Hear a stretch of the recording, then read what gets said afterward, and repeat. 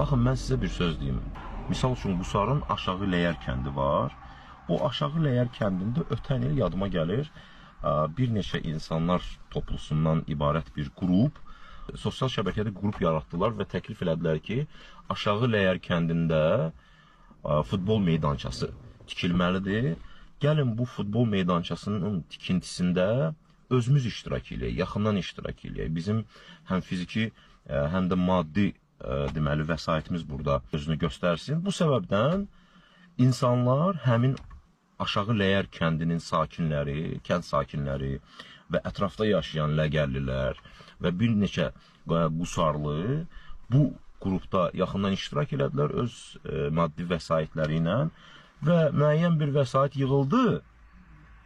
Artıq bu stadion araya ərsəyə gəlib.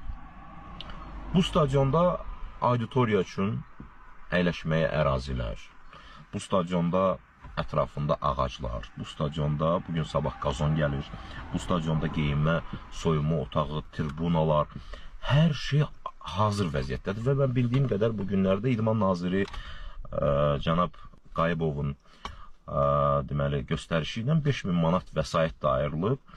Təbii ki, rayon rəhbərliyinin də qayğı və diqqəti göz önündədir. Və görürsünüz, insanlar, sakinlər öz özlüyündə, öz vəsaitləri hesabına bir ilin içində və bir neçə ayın içində stadion tikə bildilər.